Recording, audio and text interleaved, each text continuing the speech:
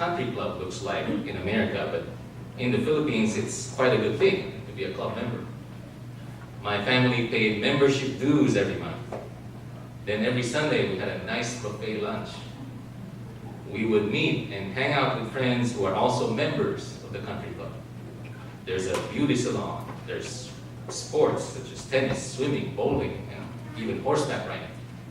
Some members would invite us to parties in the party room. And there were even church services in the club on Sunday mornings. The country club that we went to was also a bit on the pricier side, so that it would be harder for someone to qualify as a member and get nice services if you don't have enough for qualifications. So this is one part of my childhood that I sort of enjoyed. It's kind of nice and enjoyable to have that chance to relax, recover, and be with my family and friends.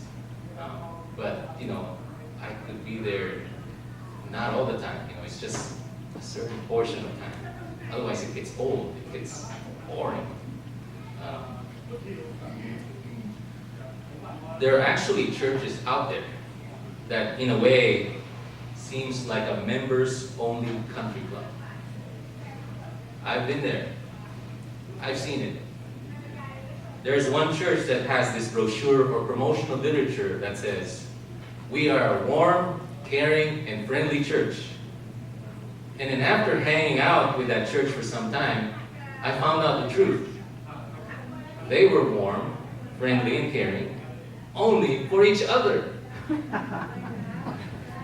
Anyone that comes in that doesn't look like them, think like them, believe like them, or even dress like them, they weren't very warm, friendly, and caring at all, especially if they were not members.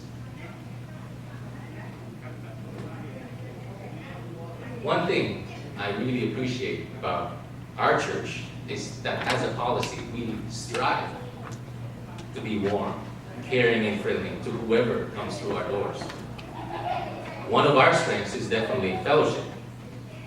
There's certainly a lot of caring, warmth, and love among all of you, among each other here in this church. And not just in fellowship, but also in more serious events in life.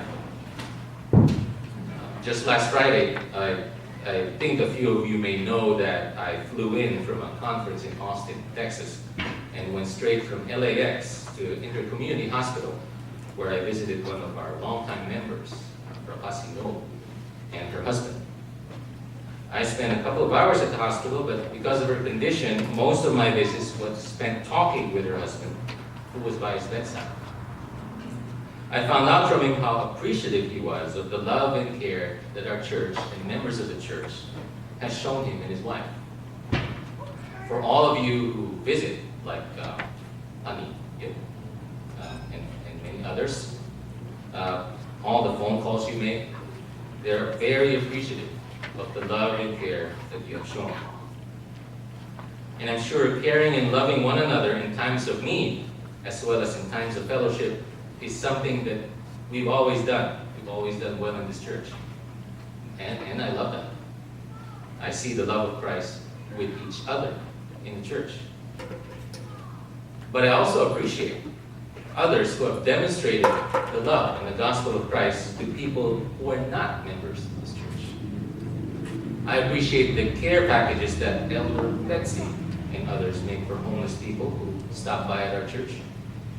I appreciate Pertum and her team of caring people who would participate in feeding the homeless in Pasadena. And I also appreciate our church session and those who have helped out at one point or another. This lady named Catherine, who's been our regular guest for some time now during our regular Wednesday noon Bible studies. She's already heard the gospel, but she's not a believer. She's not a member. In other words, she's our guest. But we welcome her here and try to help her